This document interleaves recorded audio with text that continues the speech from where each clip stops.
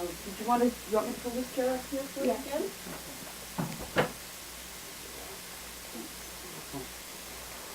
We're going to have to get Jen to start wearing some socks.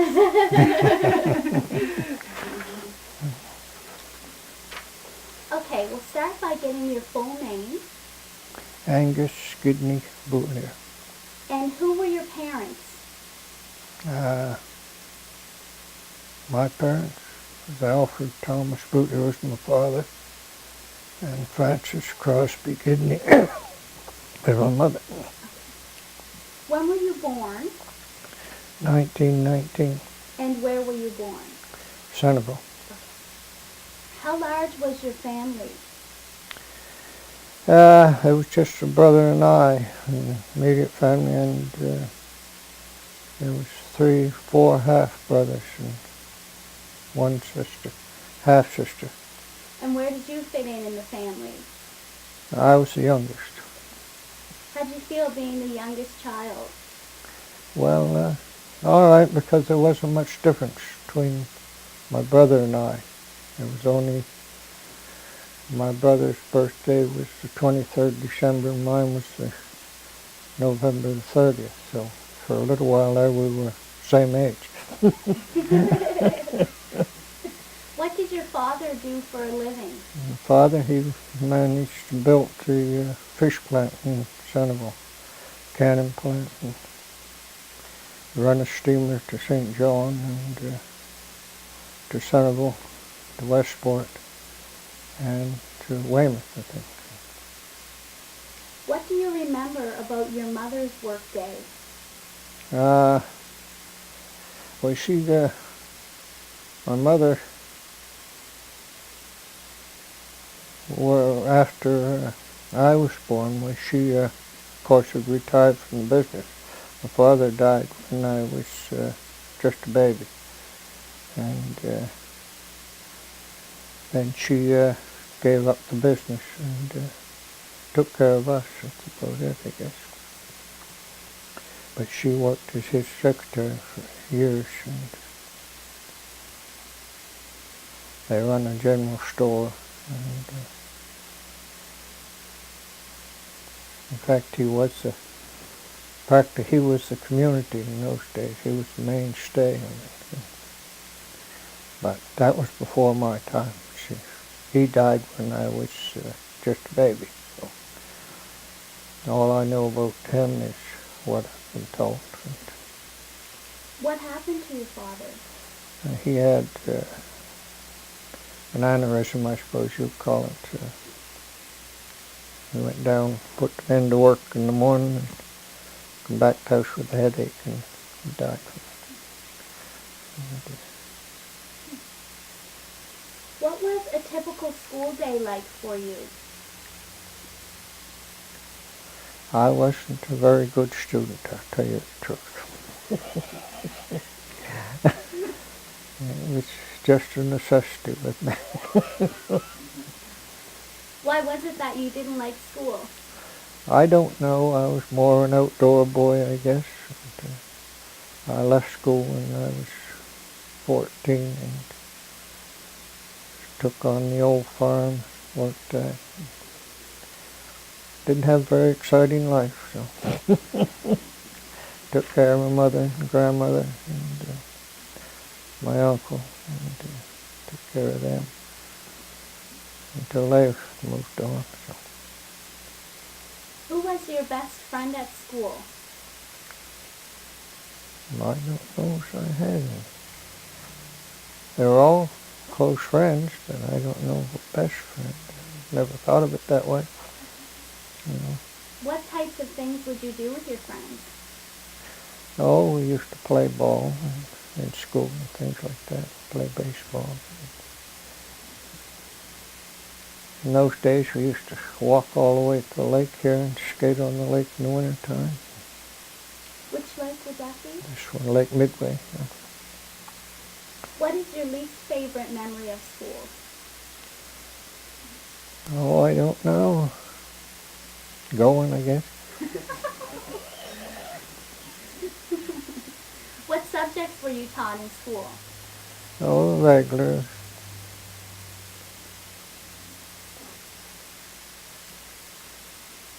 disciplined at school? Oh, she didn't spare the strap any in most cases. Were you ever strapped? Oh, several times, And how did that make you feel? Oh, not bad. We were always afraid Mother would find it out. Then we'd be all worse off, so. And how would you be disciplined at home? Yeah. I don't know, usually the hairbrush, I believe, when I was younger. Were you disciplined at home many times? Oh, yeah, we were taught to behave in those days, yeah. But we were never hurt, as far as that goes. It hurt your feelings for a little while, but I don't think it hurt us any. Looks like it done us a lot of good. What would your daily chores be like at home? Well, I took over, and so I don't remember just how old I was when I took over the barn. I had to milk the cows, feed the livestock, feed the pigs, feed the chickens, and those things before then we walked a mile to school. So I had quite a morning, and when I got home at night, I had chores to do over again.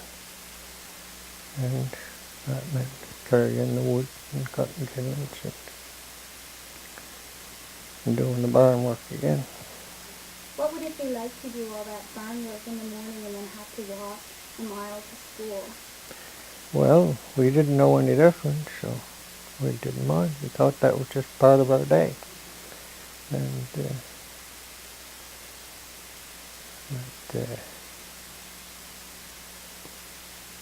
then I think what injured my education more than anything and made me so I didn't like school was the fact that Mother, in the winter time, we had a house in Yarmouth in the town.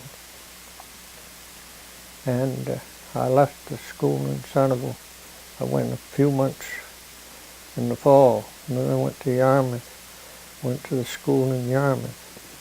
And then I come back home and went to school again, and between the two, it just ruined me. I just learned to not like it at all. I just felt I was behind the others. I was different ways of teaching and things, and it just balled my education up.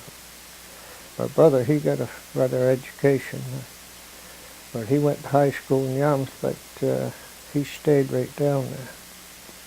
But he, for some reason, he was a little quicker at school than I was, and I was the one that did the work. It would be good to know where the household in Centerville was and if it's just Okay. Where is the house that was in Centerville? It's the old Ward property, the old brick house up in there. And you most likely have heard of it. Yeah. it's that great food tent. Oh, the red brick Yeah. one? The red brick one, yeah. Okay. The barn's gone now. After your chores were done, what would you do with your free time? What free time? No free time at all? Oh yes, we used to play games, have cards, had friends in,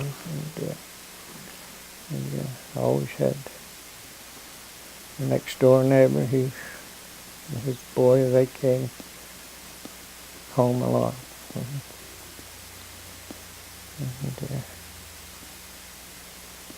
then there were several that were musical, and they used to come and play, and both organs and guitars and accordions, and had to spend an evening that way. That was Victor Titus and Carl Demick, was a minister's son. He used to play guitar. Victor played the accordion. And the rubber show boy, I can't remember his name. He used to play the most of it. So. the three of them together. That was good entertainment. And we had the old battery radio when the batteries were good. How would that battery radio look different than the ones from today? Oh, the last one we had was pretty good. And the first radio we had, if you could hear it across the room, it was excellent. If you was right up to it, you could hear it. The only station we could get was WEEI. And that was in the States. I forget now just where in the States. And that one had earphones. But it had the loudspeaker, and the loudspeaker never worked too good. You couldn't hear it very far, but we'd all sit around the table and put the earphones in a glass bowl, and you could listen to it that way sometimes. What was your favorite holiday when you were a child? Oh, Christmas was always the best one, I think. And why did you like Christmas so much? Oh, Santa Claus always filled our stockings. What was your favorite toy as a young child? I don't remember if I ever had a favorite. We always got one toy at Christmas. But I don't know if it did. We used to have kiddie cars. We liked those. We used to ride 3. Then we got tricycles when we got older. Then we graduated to bicycles, but it was a long while getting a bicycle because I had to save my money for it. And I think it took 3 or 4 years to save up $20 for a bike in those days. What was it like at your house when the catalog arrived? The what? The catalog? The Eaton's catalog? Oh, yes. Oh. We used to look through them, but we didn't do much more than look. But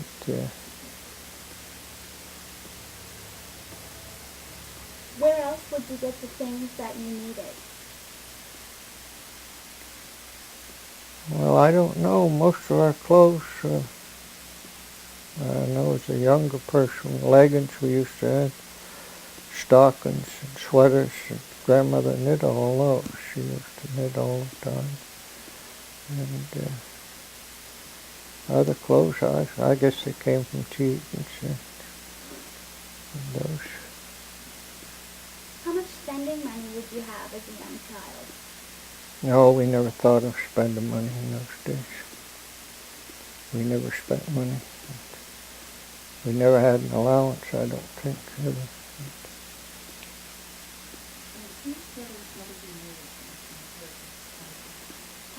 Did your mother remarry? No. No, she spent her life bringing us up to us. So how would your family make the money that you needed? Well,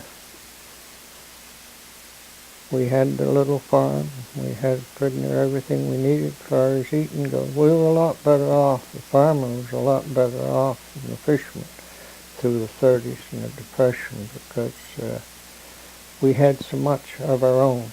We didn't need too much cash. We got by on very, very little. And,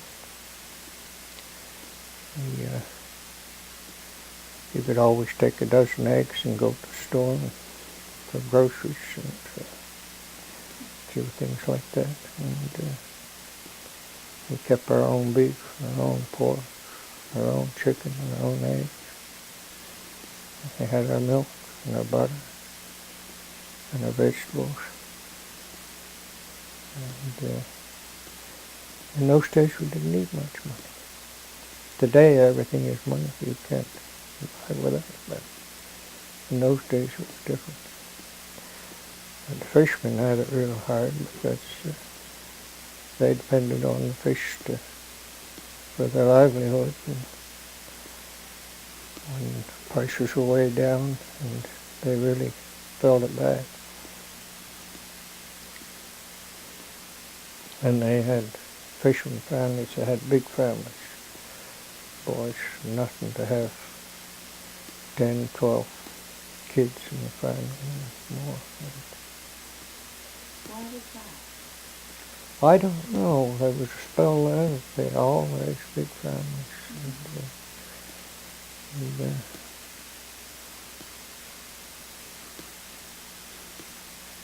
There was the Morehouse, they were farmers. He was a farmer out there, and he never had much money. They had a big family. But the family was the elders, and they worked together that way. And I can remember them coming to church. They said they had shoes, and they would carry their shoes till they got in the village, and then they put the shoes on in order to save the leather.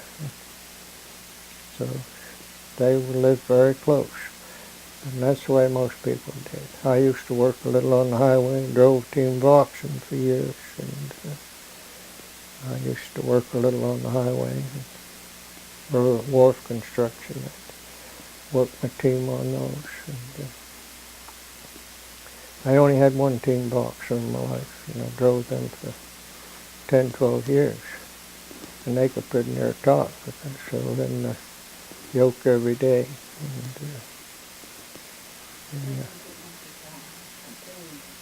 What was that like? Pardon? What was that like? What's that? With the ox? Is that what you know? Yeah, like what was their names and how did you train them? That's very interesting. Oh, yeah. Well, I was 15 when I got the team. Paid, Bob member in Morehouse paid $85 for 6-foot cattle, a pair of 6-foot cattle. And they weren't broke. I had to break them myself. And, that's quite a problem, is to get the cattle to correspond with you and work with you. And, think the way you do after a while. But over a period of time, they would respond to my calls. I could,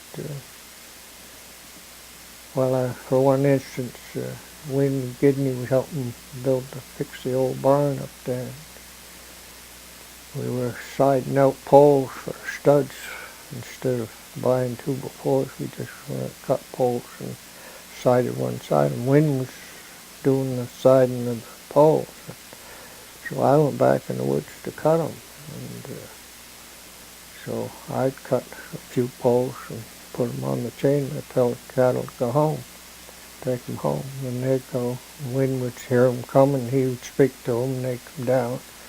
He'd take the poles off and send them back, and they did that all day. And that's the way, but it's because they were used to working with me. And,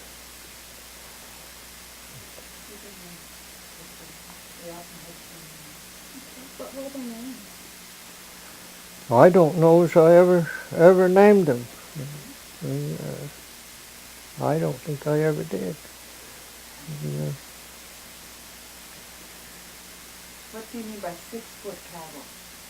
Well, that was their girth. The girth? Around. Wow. Yeah.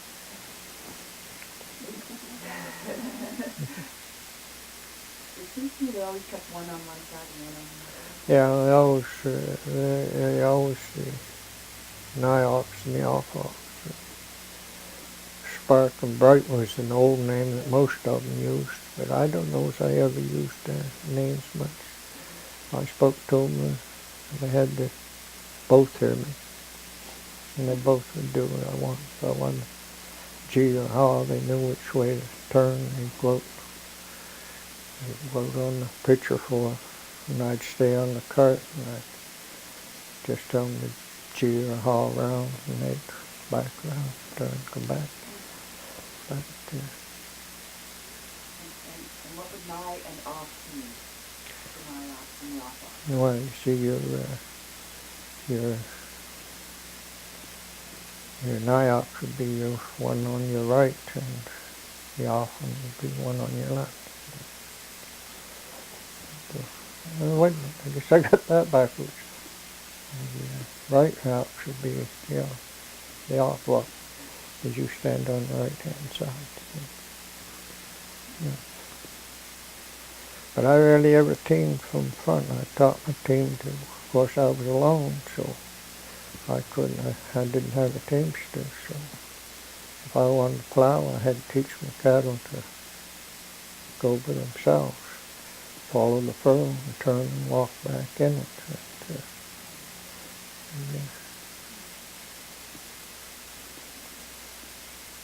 What was your religion? I don't belong to any church. I went to the Methodist Church in Centerville, the United Church, as a kid.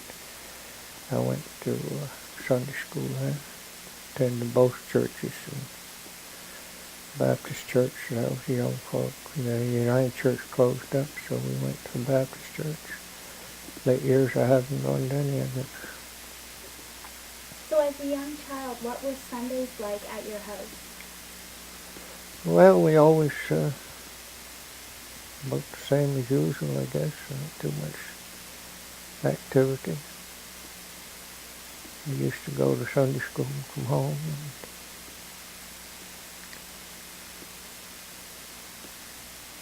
I don't know if we did too much. Later on, we took tours later on. Mother took boarders, summer boarders. And we won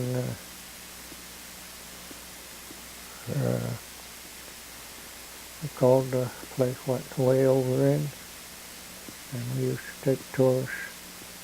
And those days, tourists came and stayed all summer. And we did that for quite a few years until the war started. But the same tourists would come year after year and stay all summer because they had no transportation, no cars, and cars were scarce. And today, when you see a foggy day, they're gone. What did you think about having all the tourists stay with you? Oh, we used to get along fine with them. We used to try to keep them happy. We'd have wiener oats and different things like that. And as I say, our musical neighbors, they used to come and play. And when it was foggy, we'd have play. I remember one year we had 8 days we didn't see the sun. It was foggy every day. And it was pretty hard because I think the highest number we had was around 20 tourists at one time. But we had to, some of them had to stay out to our neighbors across and take rooms there and come in to eat. And then we built a tennis court and we played tennis. We used to do those things. Where was the inn located? Pardon? Where That was the old brick house, and it's the old ward house in Centerville. Okay.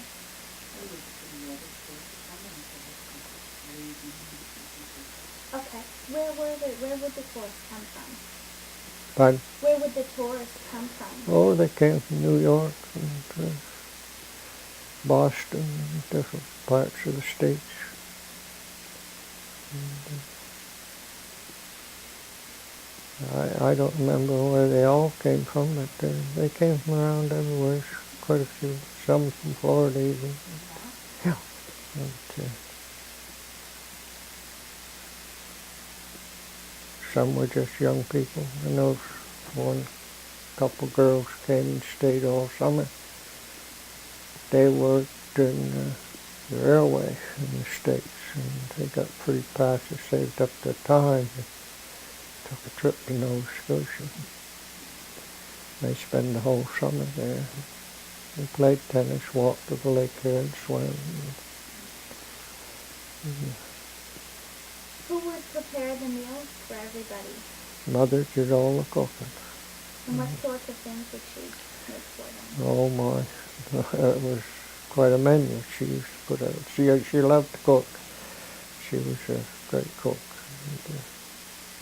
And we hired girls, local girls, to help with it. Take care of things. Do the housework and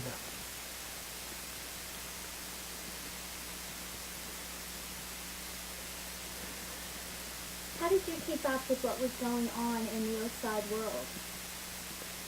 mostly with the paper. We always took a daily paper. We had the radio. That was about it, I guess. How much of what you needed did you make yourself? Do you mean? Like furniture, say, or... No. We bought everything we needed for the furniture line. What things would you barter for? Oh, that would be just for a few groceries and things. We had a surplus, and we'd sell a few little things. Sell some of the farm. If you had more potatoes than you needed, we sold those. And if you had more butter, then you sold that. And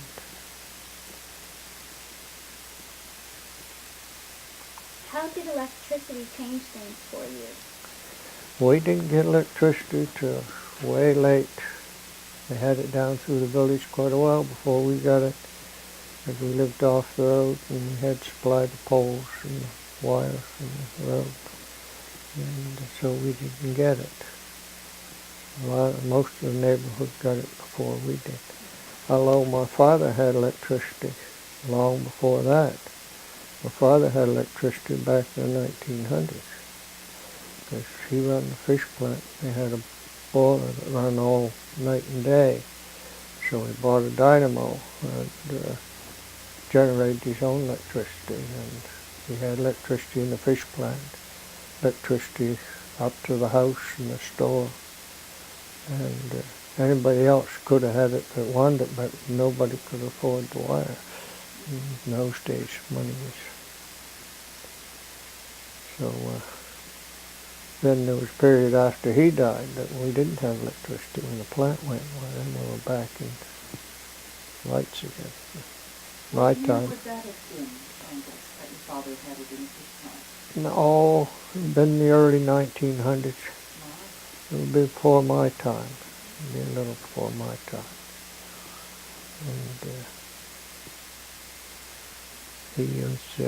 he was the community. He always said that Sanibel died when he died, because he used to hire a lot of people, and on the neck everybody worked. Even the farmers, in those days everything was moved with auction, and fish from Whale Cove, the teams would bring them up, and they had the team in the night.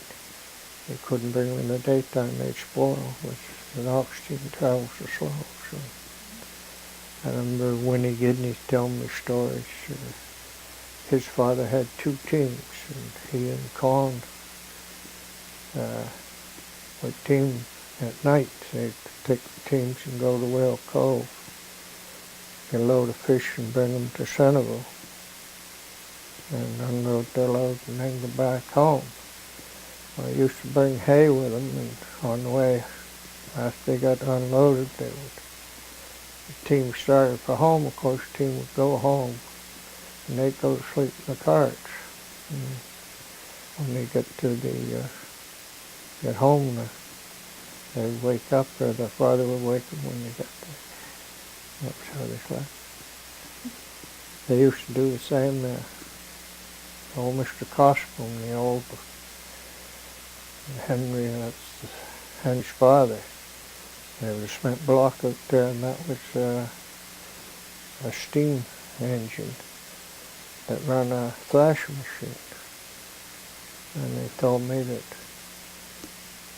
in the morning, in the fall when it was thrashing time, the grain would be teams would be lined up from before the lake, the way up past the head of the lake, waiting to be thrashed in the morning. The grain thrash, they'd have to wait all day somewhere for their turn to come. And when he said their father would send them up, calm and wind with the loads of grain, but he sent them up in the evening, and they'd sleep in the oats and grain all night. And so they'd be up early and get the steam engine started and boilers warmed up. So no Mr. Cochran was ready to thrash. Well, they would be first, and they could get home first. So you have the team for the rest of the day to work the farm. There's the cement block that you're talking about? Yeah, there's one right over there. You know, the old boiler tubes were still there when I was a kid. I can remember seeing them in the lake when the old winter pieces there. When did you get running water? Our water come in by gravity. The well was higher than the house, and it run by gravity. So we always had running water. How did you take care of your teeth? I didn't.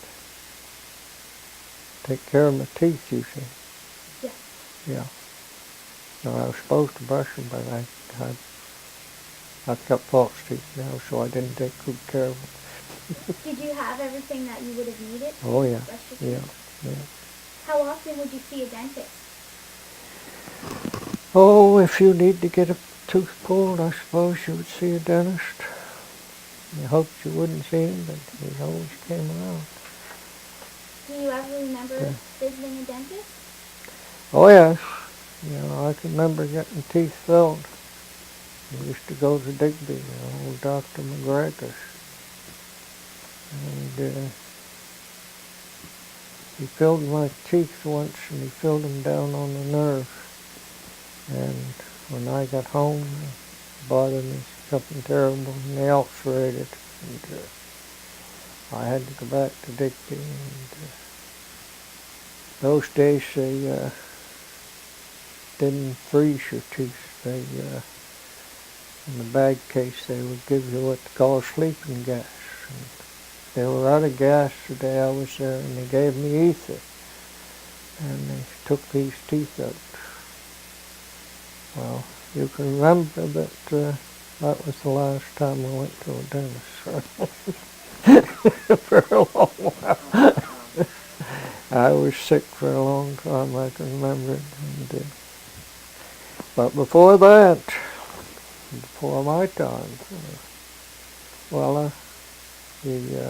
you always used to be somebody in the neighborhood that would pull your first teeth. He wasn't a dentist, but he had a pair of forceps, and he'd grab all of them and pull them out, and that was it. But then we had vaudeville shows. Old Dr. Herman used to come around, and he'd pull teeth.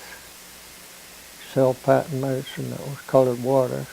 And a little alcohol in it, I guess, to make it more saleable.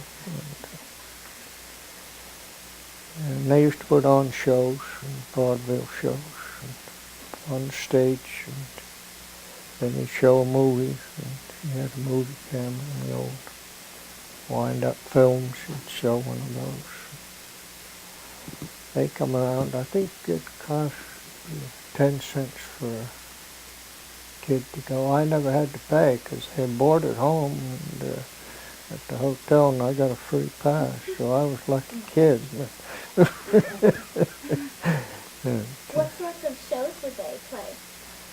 There were Western shows, cowboys and Indians, and then there was ones that took best in Centerville, I know, was the sea stories. They used to put on a movie on the old Square Ridge vessels, and Shanghai and cruise, and so forth and so on. Those are the kind of movies we had. How often would they come?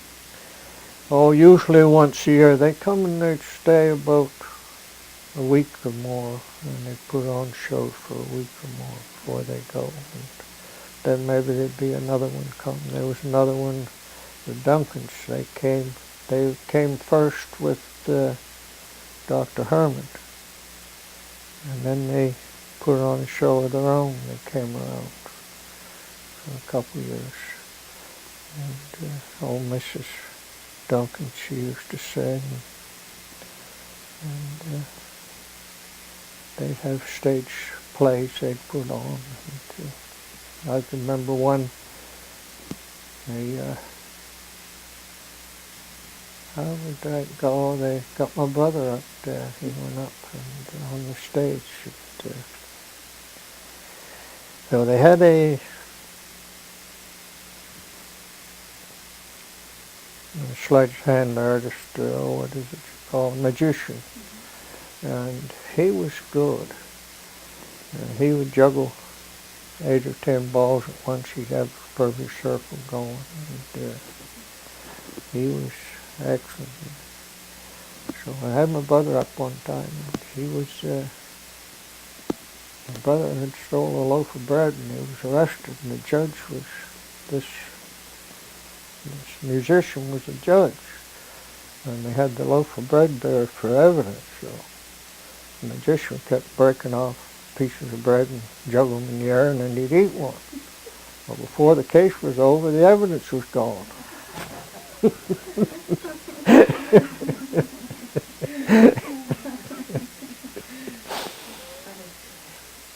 What sorts of costumes would they wear?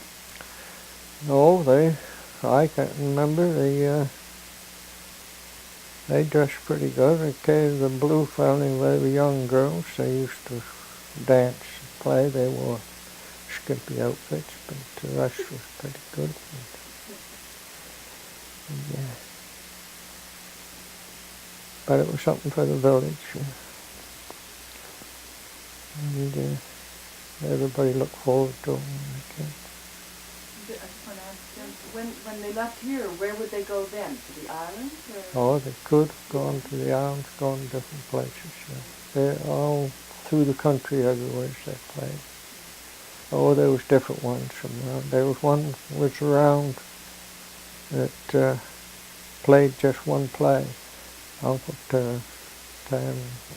Tom's Cabin, and they used to play that. And that was all they played. They put on that play for a night. And, they'd have to have someone in blackface then, I suppose. oh, they had a black man, for Uncle Tom. He wasn't makeup. He was a black man. And I can remember they had the organ that you cranked. The old crank organ that played, you cranked it and it played itself. I had one of those with it. When somebody in the community died, how would the funeral be handled? Well,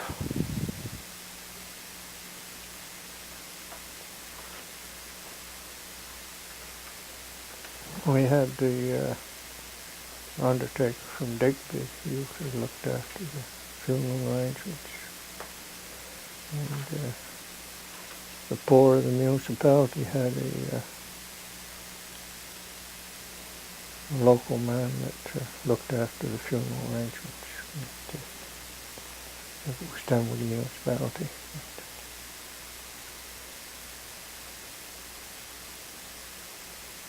How long would the funeral and the wake go on for?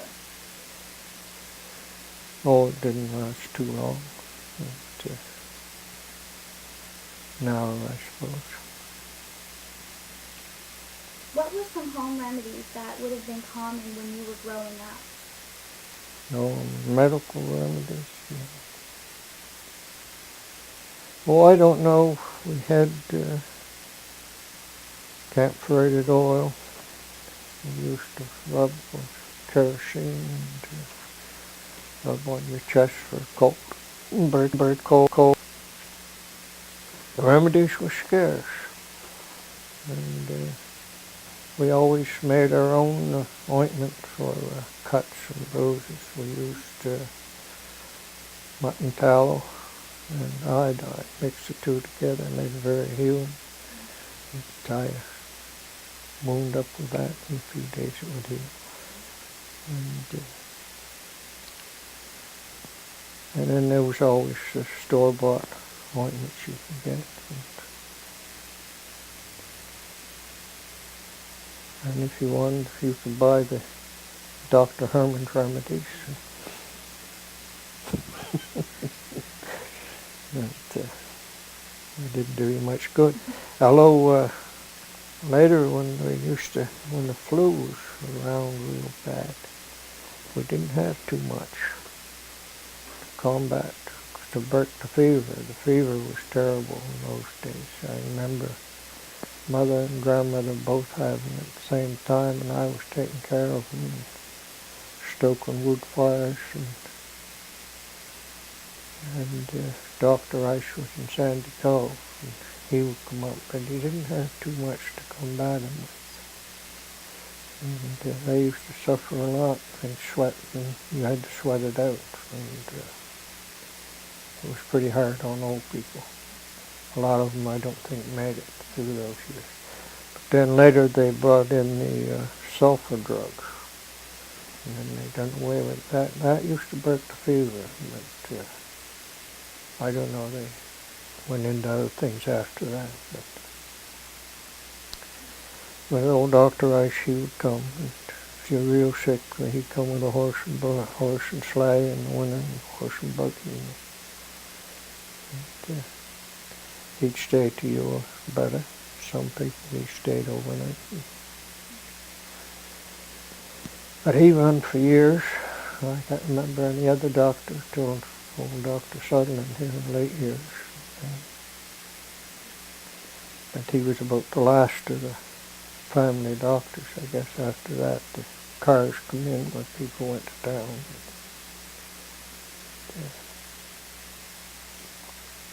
How often would you leave your town? What was that again? How often would you leave here? How often would I Leave? To go leave? elsewhere? Oh, well, I did. We went to Yarmouth and lived the winters there, but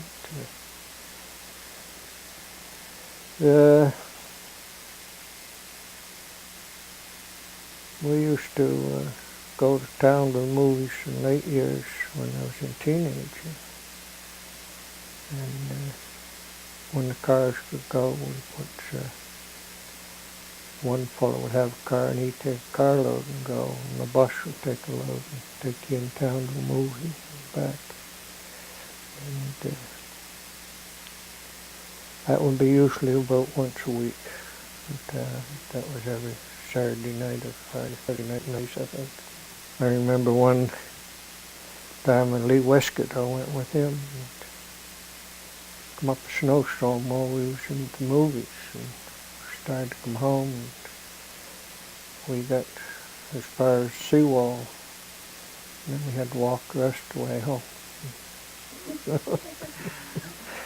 That was quite a little jaunt, especially after you worked in the woods all day. How would you and your family get to Yarmouth? We went by train.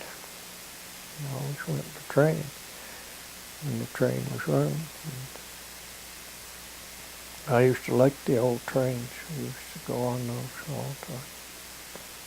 I used to go up to Agriculture College in Truro. I used to take the train, go up there, take short courses. There were only short courses because I couldn't stay away too long. How old would you have been when you took those courses? Oh, I'd been 16, I suppose. I left school when I was 14. I think I went till I was 15, 16, 17, and all of that. What courses did you take? Oh, different courses in blacksmith work and regular farm courses, vegetable raising. Some were poultry courses on raising poultry. And some were sheep courses, insurance sheep, and took care of those. And, I used to take those because, see, I had no father. My father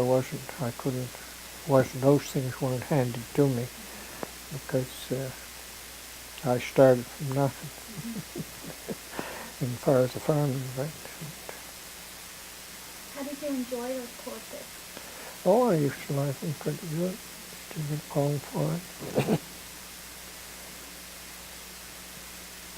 What were the roads like back then? Well, I didn't have a truck until I was in the late 20s, I think, 20s. And it used to take about 2 hours to go to Digby most of the time on account of the potholes and bad spots. You couldn't make very good time. Who would maintain the roads? Well, that was done by the provincial government, and they appointed a man in the community to look after certain districts. And he would get a little money, and he'd hire a few men, pick and shovel men. They'd keep ditches clean and do the best they could with what little they had. Who were your screen idols as a teen? Pardon? Who were your screen idols as a teen? Oh, gosh. It's been a long time ago. Hard to remember. There was a Western one. I've forgotten the names now. It's long. What sort of music did you like? Oh, we always liked Western music.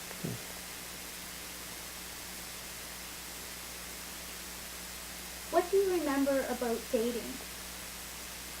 About skating? Dating. Yeah.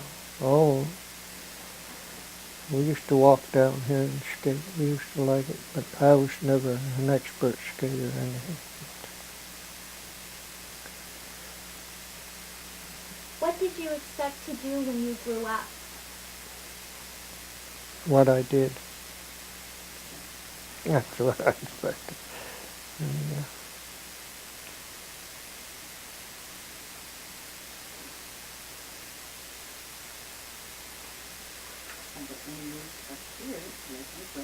Okay. When did you move up here to Lake Midway from Centerville? Oh, I'm trying to remember the year. I can't remember the years. Yeah.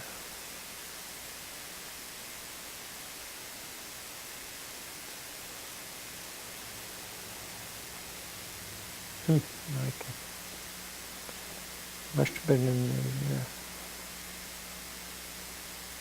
70s, I think. We made a mistake. I made a mistake. I said up here from Centerville. It's not. It's down from Centerville. Down, yeah, that's right, Jill. Yeah. We came down, but I can't remember the exact year now. Yeah, dates kind of confuse me then. Yeah. What would your typical work day be like? Now it's not very long. It's getting shorter all the time. But I still raise a garden. I don't keep any animals anymore. And, keep the fire going. Of course, living alone, you got your housework to do. And your outside work, so I keep busy that way. Put a few things out to the road when I have something to go. Were you ever married? Yeah, I was married for 15 years. And what was your wife's full name? She was from Centerville originally. She was Marion Titus. And she married up the country in Walker, and her husband died, and she come back down here. We were married.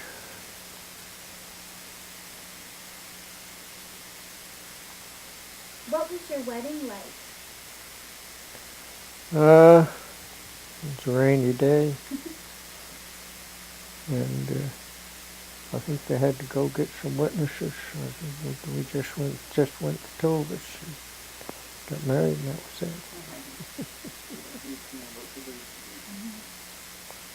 That word has had a lot of service.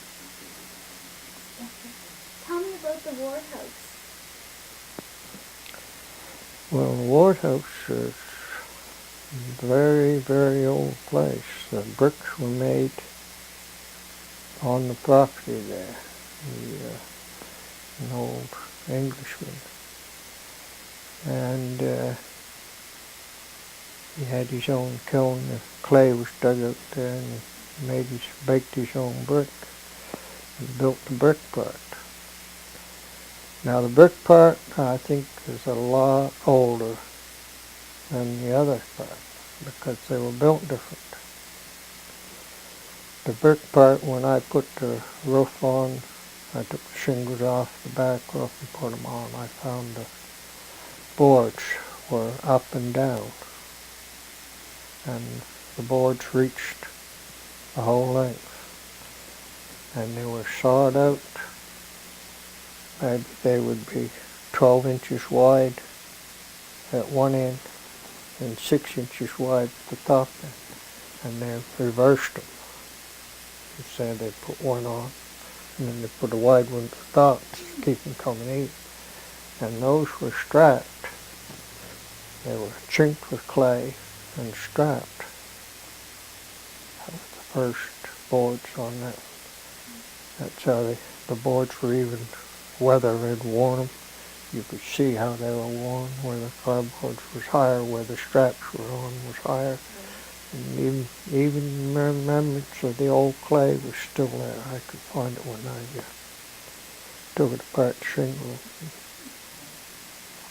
But the other side, the board crossways, so they got to be two different periods. They can't be the same. But the old place had it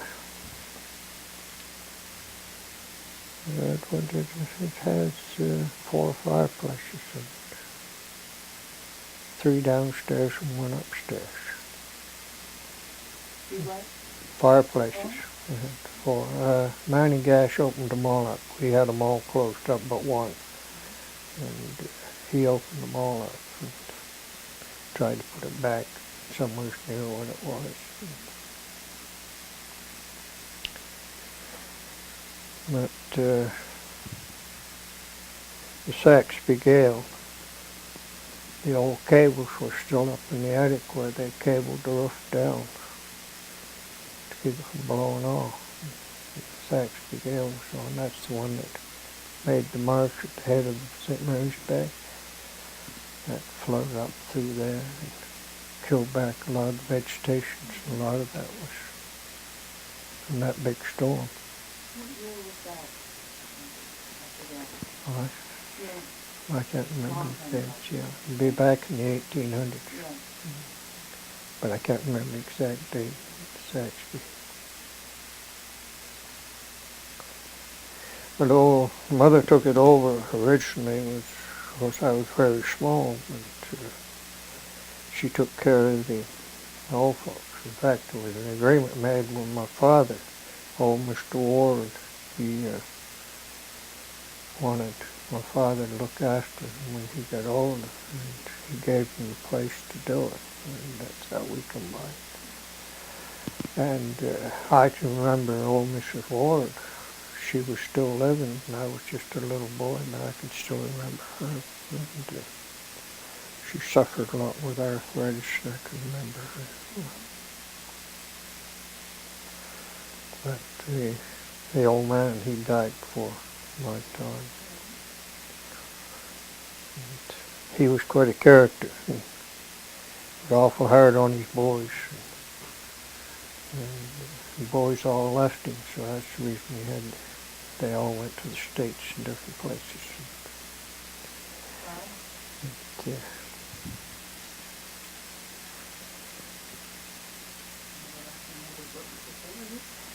What else do you remember about Mrs. Ward? Well, not too much. I was just a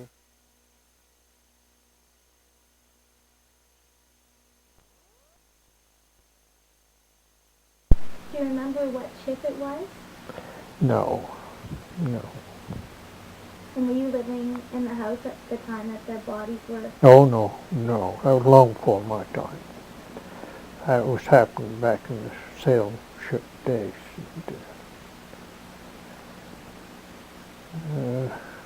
That would have been way back in the early 1800s, I imagine, when that happened. What do you remember about wartime? Well, my brother went in the army. He went overseas.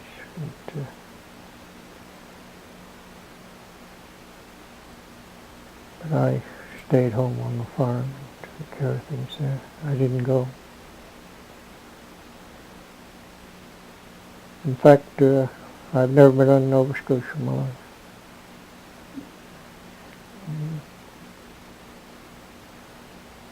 What effects did the war have on the community? Well, I don't know.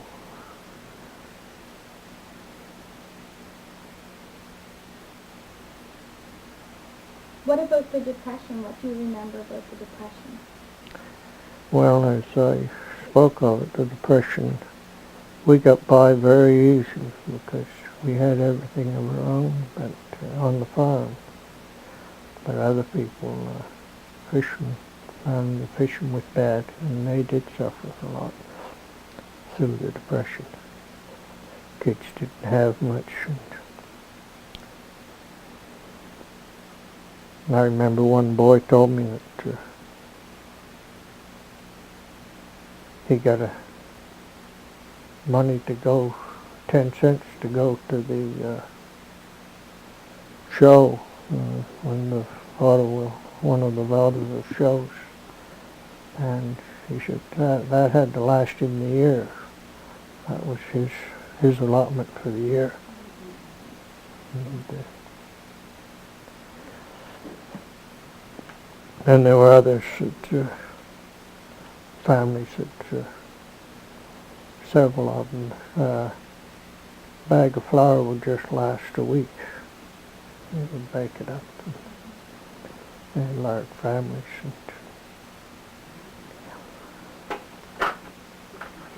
And with me, we got by very, very easily in the Depression. We didn't have much, but then it didn't take much. We got by. How did you plan for hard times or retirement? Well, I never planned to retire. I haven't retired yet. I'm still working a little, so we never made any great arrangements for that because I never had any big income to make arrangements for. What do you remember about the Four Farm? I went to the poor farm once for supper with Mr. Thomas was running it at that time, and Mr. Cosman here was counselor, and we were into an agriculture meeting, and Mr. Thomas was there, and he invited us down. Henry was a counselor, so he invited us down, and I went with him and had a supper there at the poor farm. Of course, we weren't with the inmates, we were with the family, the Thomas family. But Thomas was a good operator, and the poor farm actually made money. It was the only time it ever did. He was a wonderful man with the help, and the men would do most anything for him, and they had their own dairy and their garden. They had a farm, they run the farm, and for years that he was there. He was the last operator I think there was, but he actually made a go of it. I think he was the only one. I can't remember anybody talking about any other one that did. But,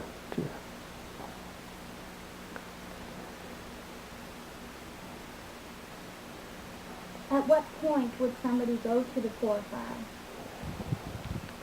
well, when they were absolutely destitute and usually beyond help from the community. The community used to, if a person was having it hard, they would take up collections for them, do different things.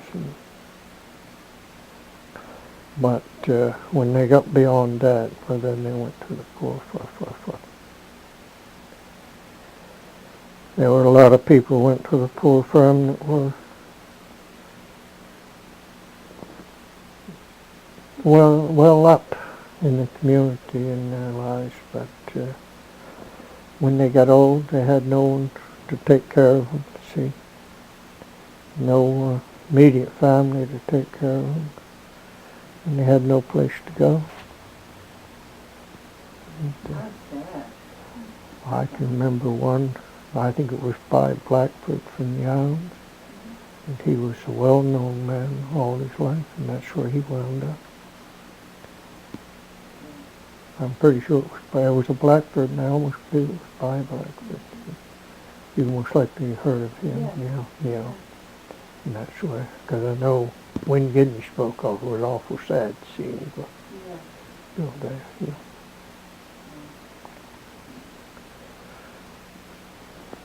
What do you remember about elections? I was in politics all my life. My grandfather, Angus Gidney, he was a member of Parliament for years. I don't forget just how many elections he ran. He was never defeated, and he retired. And in those days, when you retired from politics, you didn't get a gold-plated pension. You got a little job. I think his was customs officer in Digby for a few years, and so I was steeped in politics. Grandmother, and of course, remember my grandfather died. I can remember him, but I was only 4 or 5 years old when he died. So. But his memory as a kid growing up was always, everybody knew him, and they always told about him. But,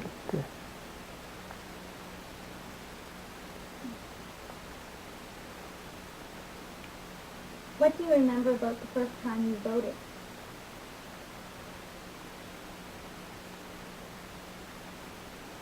gosh, I don't know, there's much to it. I voted in Sanibel election. And I don't know who I voted for. I don't know who the member was in those days. He was Liberal, no doubt, and I was Liberal at that time. What ghost stories do you remember from your younger years? What? Ghost stories? Oh, we used to have ghost stories, and I know a lot of people said there was a ghost in the old house and up there, but I don't think there was. But, there's always a few stories going around. I can't remember just how they went now. I used to make them up sometimes, scare the kids. But When you were younger, do you remember any of the older people who might have known Jerome? yes, Mrs. Adelaide Morton, she was, that would be Charlie Morton's in Sanibel. That would be his great-great-grandmother. She was a kid, and they took care of Jerome. That was I think they lived in Sandy Cove. And they took care of him. They had him in the house there for a number of years. And she said he never spoke, but if the kids got in deviltry, he would laugh. And he got a great kick out of the kids when they did something they shouldn't. And but outside of that, I don't know. What about superstition? No, there were some people who were very superstitious, and, some older people, but I never was. Our family never was superstitious in any way.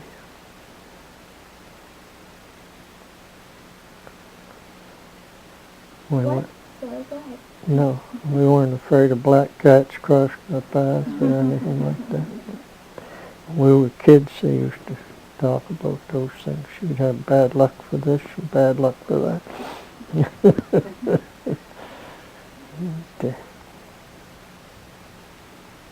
What organizations were you involved in your community?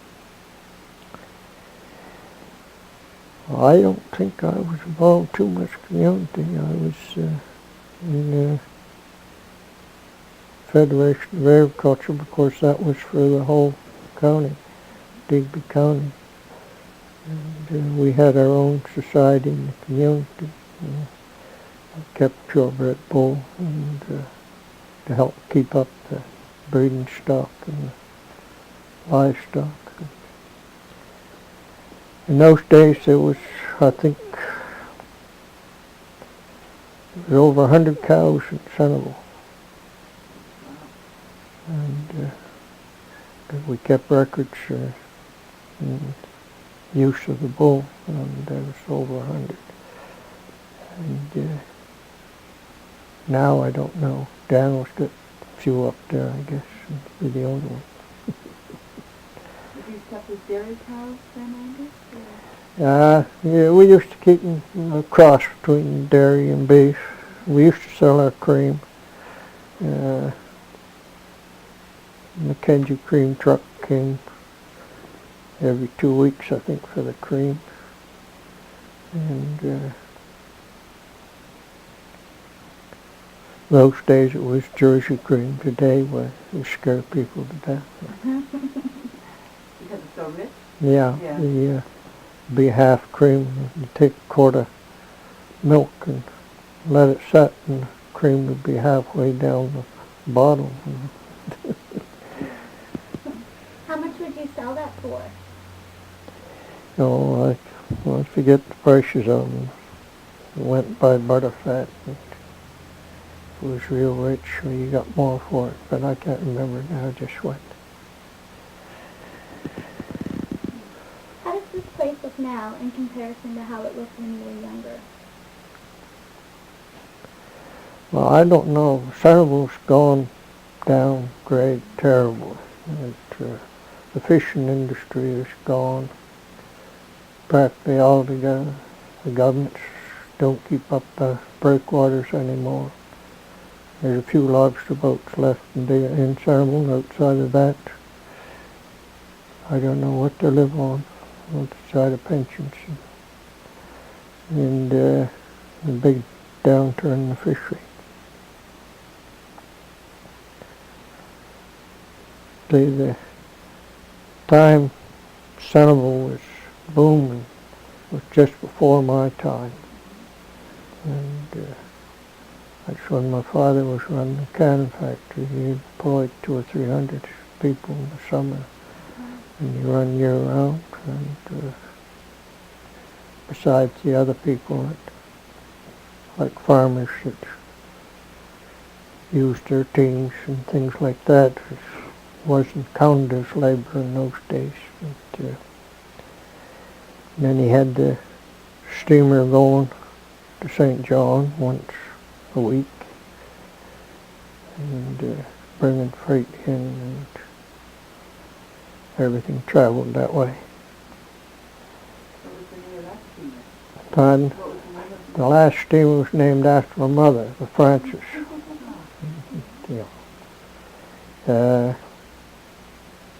She was launched, I think, in 19 1917 or 1918, if it was. She was built right there in Centerville. And she was, I had the papers to it and I lost them. I don't know where they went. She was registered for, she had one stateroom, and she carried 3 or 4 passengers she was allowed to. And I forget how many tons she grossed for freight.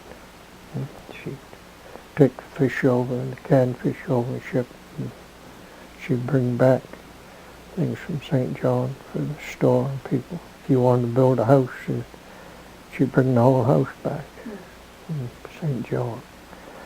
Those square houses up there in Centerville, I think they cost about $800. That's one down the lane there, the brick house, and there's a square one down the lane. Jimmy Rido built that one. I think they said it cost him $800 for the material. Do they have a set plan then to build that plan? But, Would they buy a plan to build well, there were several houses built at the same time. They all were practically the same. You could pick them out. And, but there was 2, the Hub Titus one and the Jimmy Ryder place. They were practically built at the same time. They were built practically the same lines. But,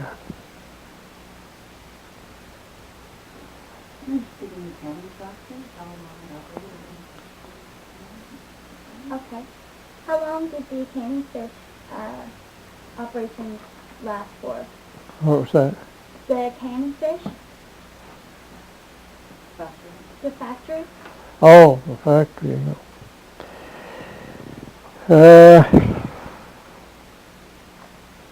My father first started with, he was in partnership with Ernie Morehouse in Sandy Cove. And they run a while. My father kept wanting to expand, and it was too much for Ernie, so he got out of it and he left it. And my father took over the whole thing. And I don't remember just how many years it ran, but I have one of the latest. I'm wired. You look behind that thing. There's a book there. It's one of the last store books.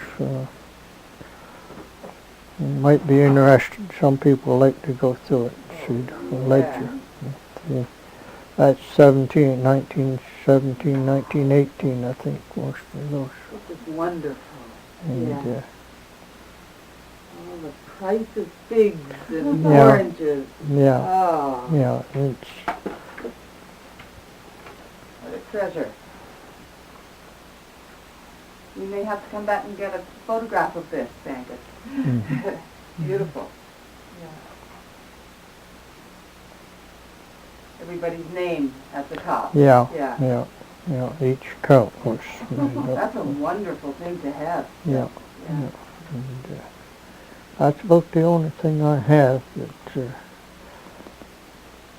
but the first steamer my father had was the old Centerville, but I don't know too much about her. And she got too old to run, and he built a new one. And, 1917, 1918. But his brother set up the factory, and he had the machinery to make his own cans. He made all his own cans and did all the canning. He set all the machinery, the different sealers, the different makes. They had all that machinery there. And he was good at that kind of work. And in fact, he set up several down there. I believe one in Whale Cove, one in Little River. He set up for different people wanted to set up. So. What types of fish would they can? Oh, they canned about everything in those days. I know they used to can fin haddies, smoked fish, and I would know. They used to can herring, used to can lobster, used to can anything in season. About anything that was caught, I guess she canned. See, that was before refrigeration. And Did your father run a company store? Is that what? yeah, that's what that's. Oh yes, he run the whole. Had a big dry goods. He had everything. Anything you wanted, you got there at the company store. And, he run that.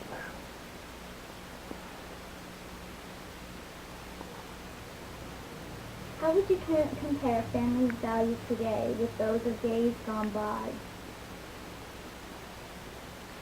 Well, I don't know. Of course, we were closer, and families were closer in those days than they are now. Today, well, as soon as they get teenage, they're away they go. And in those days, why, they either took up fishing with their parents or fished with their fathers. Some boys I know went fishing when they were 13, 14. They started going fishing for me. They have to have somebody to help them button up the oil clothes. So small.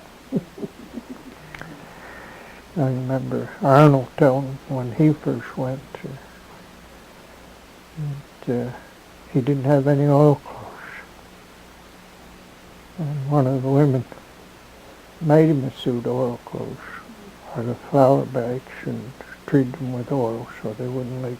And that was the first suit of oil clothes he had. Who was that, Arnold? Arnold Nesbitt. And they were a very big family. Through the Depression, they was pretty hard up at times. I think Alice Hershey made him his first oil clothes.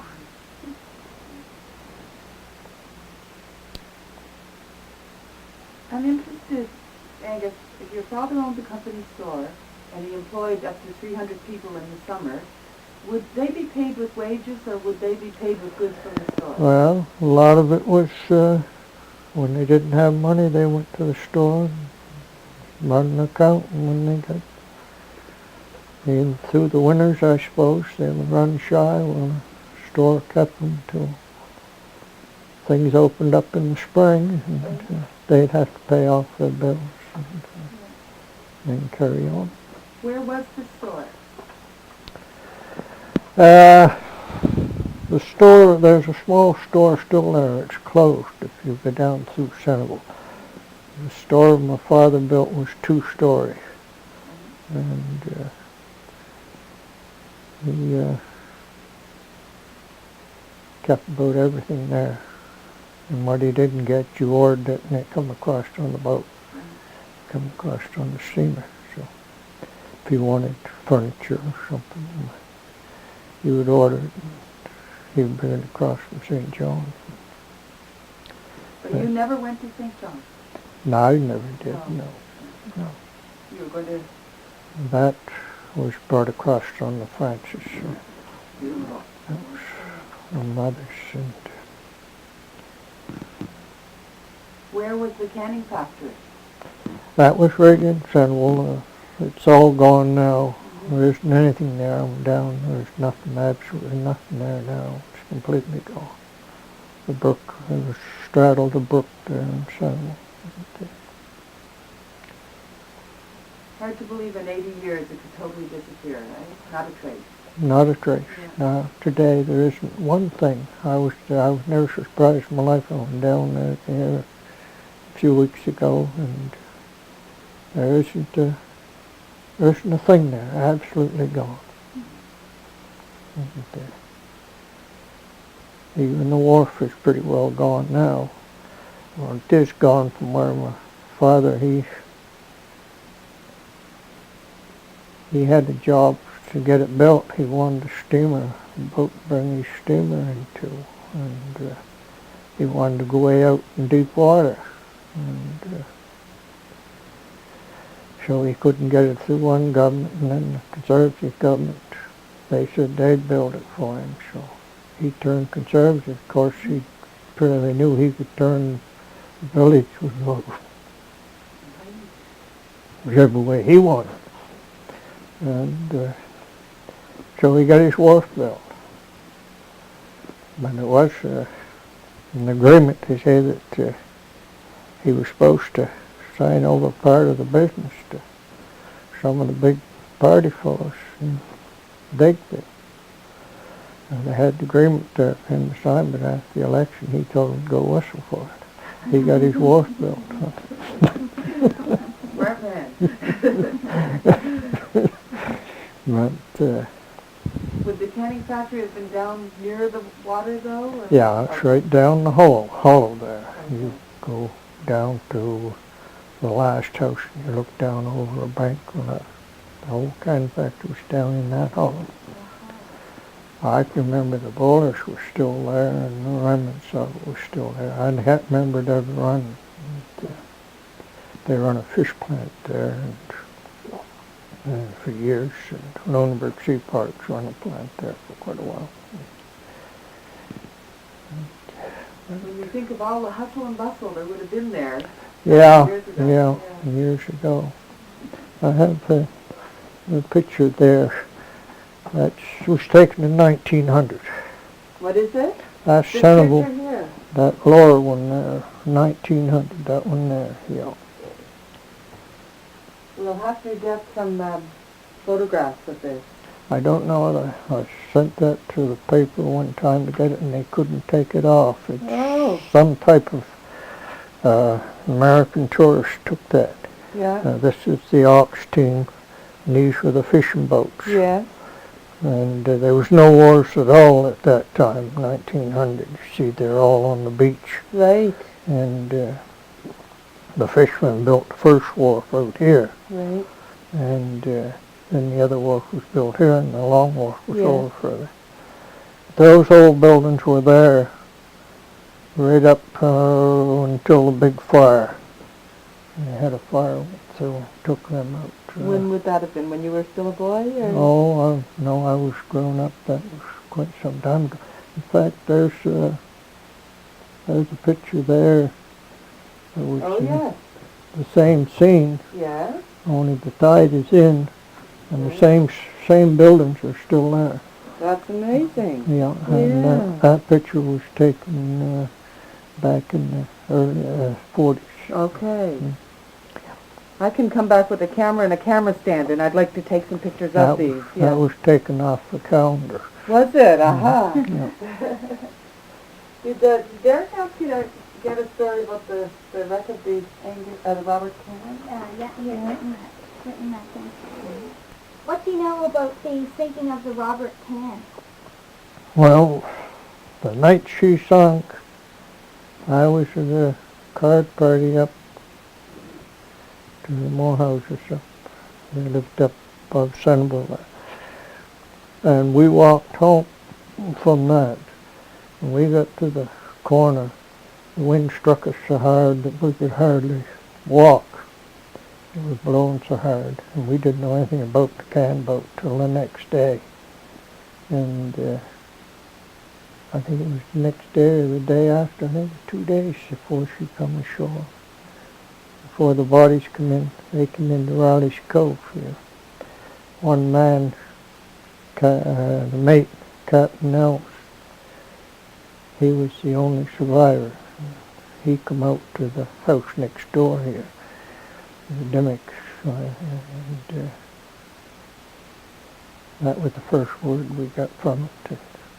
The lifeboat come in with all the, well, there was 2 of them alive when it came in, but one started to go to Senegal. He wouldn't follow the captain anymore, and he froze to death. He got part way up. They found him alive, but couldn't do anything for him. So in the hospital, he died. But the rest of them were froze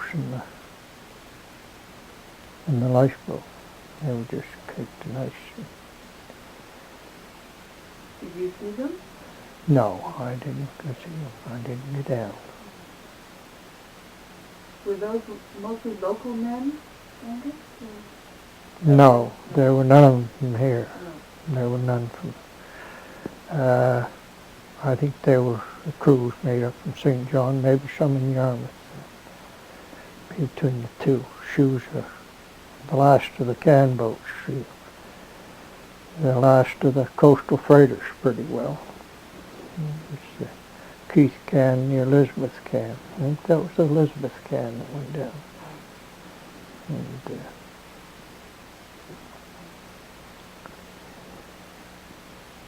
the boat was very old.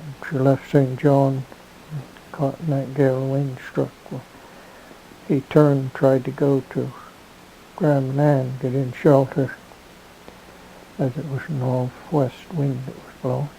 And, must have took a plank off her. She went down suddenly.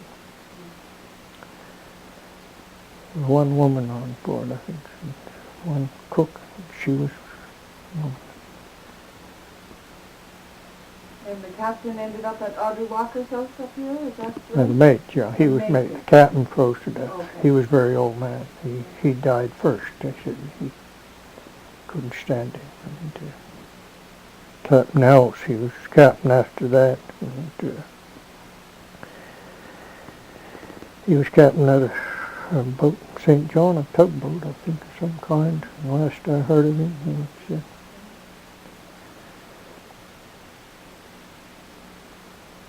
But the survivor made it all the way to that house by himself? yeah. I see. He walked out to there, struck the wood road and walked right out to there. There was a road there, come out through. And, Were you living in this house at that no, time? no. I was living in Sandoval in the old brick house, yeah. No, we didn't know anything about it till it was all over, see, because they called, come over here. I think Henry had the phone. And the other Dimmicks didn't have phone. They come over here and Henry called. And so we didn't know anything about it till way the next day before we ever heard about it. So. And Dimmicks owned that house up on the hill then? Yeah, he was a retired Baptist minister. Okay. Yeah.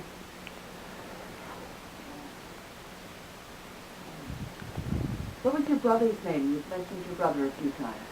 He was named after my father, Alfred Thomas Boutilier. And he's died now, you see? Yeah, he died down in Florida. Had a medical problem. Didn't take his medical records with him. Got sick down there. And before they could get him, well, he was gone. He was only 72.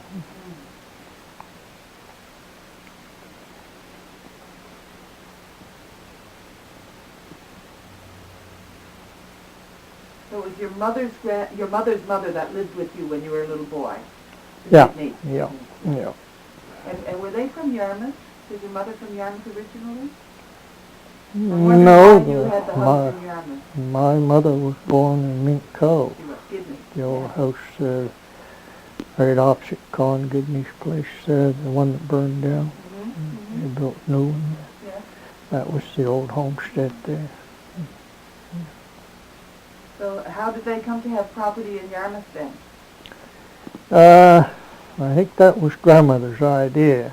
After mother was settling up down there, grandmother wanted to go to Yarmouth. She was originally a Crosby from Hebron, Okay. and she wanted to get back towards Yarmouth. And she had a lot of friends and things there.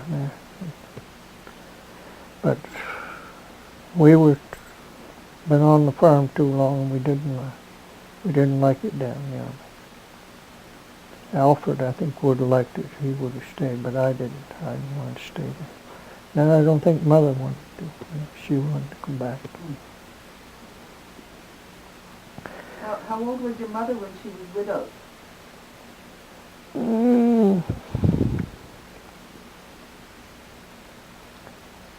she was in her late 20s, I think. Let me see, I was born in 19.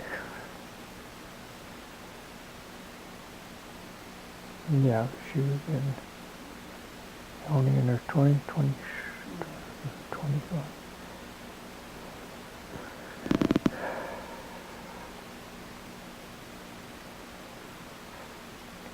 But my father died in 21.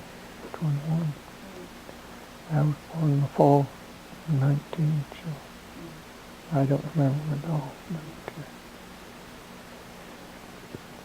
she wasn't married very long. I think she was married in 1918.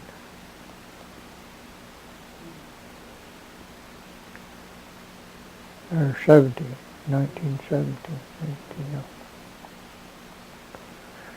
And your father already had children from a previous marriage? Oh, yes. Yeah. Yeah, he was married twice first to that. One woman didn't live very long. I tried to find out about her, but they said she was just sickly, that's all they'd say. She died. But the first one he had quite a big family. Lila, the only ones I knew was Lila. She came home. She had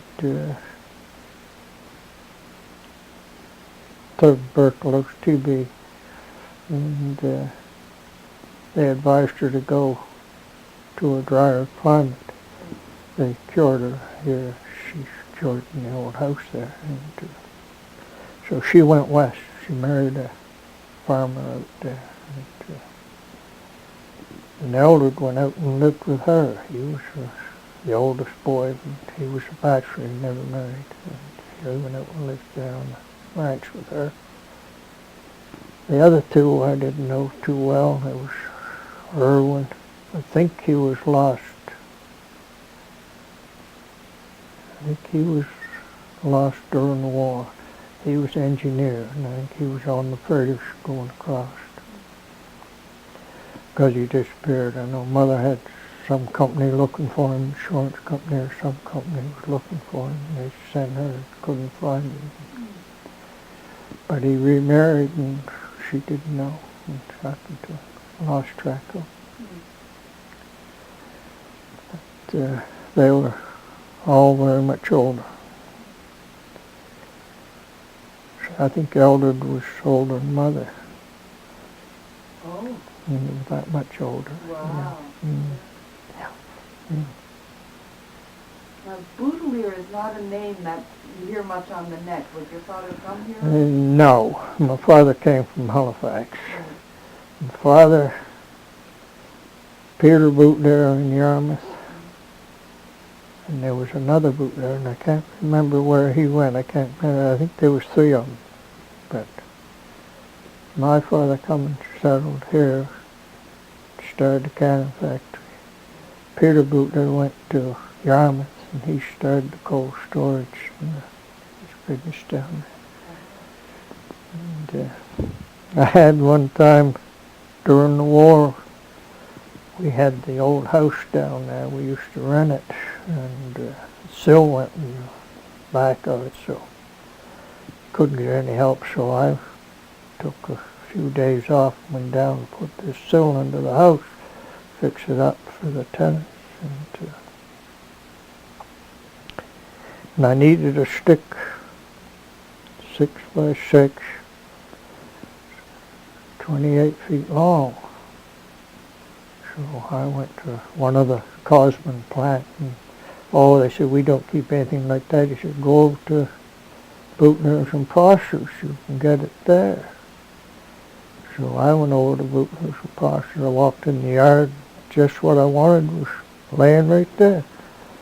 And I said, that's what I want right there, that 6 by 6. Oh, he says, that's ordered. He said, it would take 2 weeks to get another one like that and stick that length.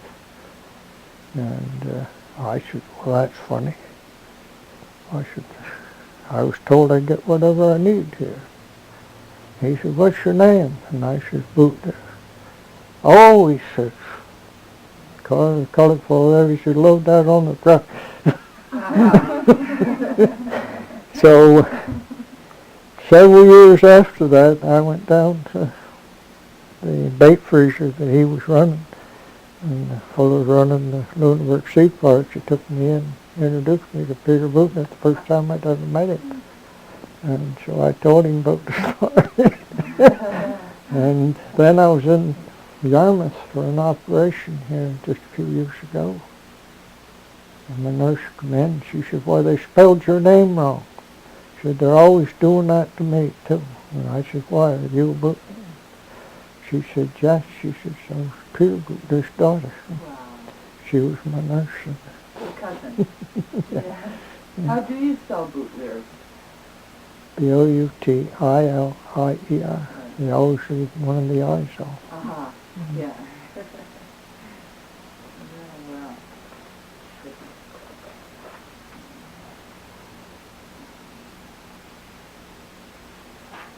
So would it be all right if we call you sometime and come back and get some photographs of those pictures and the registry? Yeah, yeah. Anytime. You catch me home. We'll have to call first. I'll gad around a bit, you know. Well, that's good. Second If you had childhood. traveled, where would you have gone? If you had traveled, where would you have gone? Well, I always had a hankering I wanted to go to sea years ago. But, my uncle was a sea captain. He went. In fact, when he was a boy, he ran away to go to sea. And my grandmother was married twice. He was a Blackadder, so he was just a half uncle. But he stayed with his mother. That would be my grandmother. And the story, two of them, he come up from Galveston, Texas.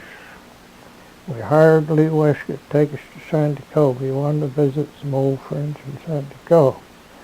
Lee and I went with him. We went into Captain Billy Burns.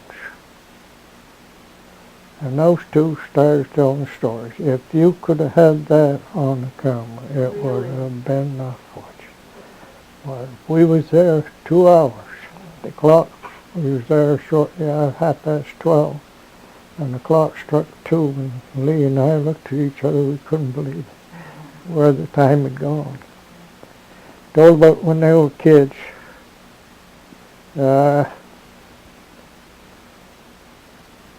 Captain Billy's father sent him out for some wood, fill the wood box. When he went out to the wood pile, Uncle Fred and some of the other, 2 or 3 other boys was there, and they said, come on, said there's a ship loading lumber in Weymouth, and they need a crew, we're going. He dropped his wood and went. He come back 3 years later. They went to England, they went from there down to Australia, they went to China. They went all over on these sailing ships. They were gone 3 years before they got back to Nova Scotia again. And he looked in the window and come back in the evening. His father was sitting by the stove reading the paper. So he went out and he picked up an armload of wood and went in, put it in the wood box. The old man never looked up from the paper. He said, took you long enough. Isn't that funny? Both of them were smart, weren't they? Yeah. The guy who picked up the wood and the father. But after that, my grandfather convinced grandmother that Uncle wanted to go to sea. He should be allowed to go. So grandmother was quite concerned over it, so she got in touch with Captain Smith in St. John. And he's some relation to the family.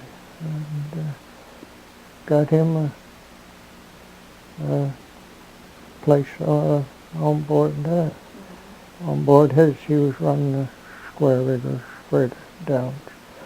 They went down to South America. I think it was the first voyage. They were shipwrecked in South America, and the crew came down with yellow fever. And Uncle was just 15 years old, 16. And this Spanish family took him in and nursed him back. The rest of the crew died, the captain and all of them. And he was there for over a year before he could get out and sail again, catch another ship and come home. But, he still went to sea after that, all his life. Would your grandmother even have known that he was still alive in that No, I year? suppose it would be a long period. Yeah. They didn't think much of it in those days because they were gone for quite a few years without correspondence, you see. There was very little contact with the sailors when they went to sea in those days. And so he got his captain's papers, and then he couldn't get a ship. He was in Galveston, Texas. And, they were building a railroad up on the Pacific side of South America. And there was no wharves, no piers. And they wanted to put locomotives on these tracks. And they were sending these locomotives. And they sent 3 of them. They lost all 3 trying to unload them. They were old. Uncle was a young fellow sitting in the office there trying to get a ship. And he said he could unload those. He wouldn't move. And I said, you can unload them. He said, if you can unload them, we'll give you a ship when you come back. So he went to South America, and down there in one of these locomotives. And he unloaded it and never lost it. And they kept him there for 3 or 4 years unloading these locomotives and this heavy equipment they were bringing down. And so when he come back, why, he got on the Grace Line ships. They were passenger ships. In fact, when the war started, why, the Americans had it for a troop ship. He sailed that. But,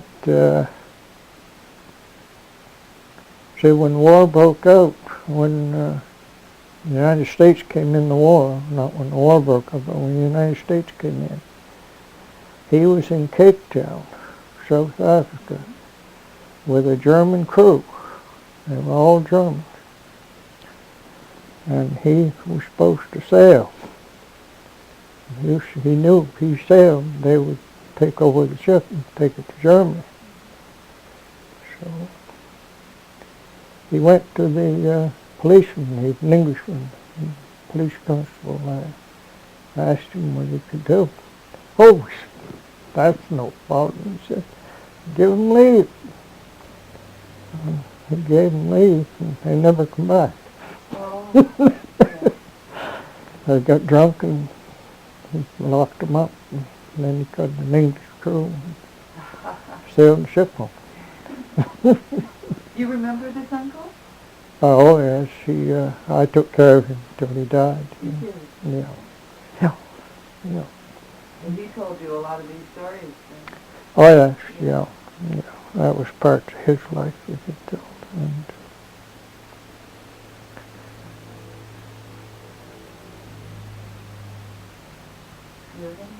I'm thinking like having they're coming back with Robert Town Yeah. and tourism about the place that his mom went. Right. And his father got the first electricity in the ship. Right, he goes about that. Yeah. Yeah. Yeah.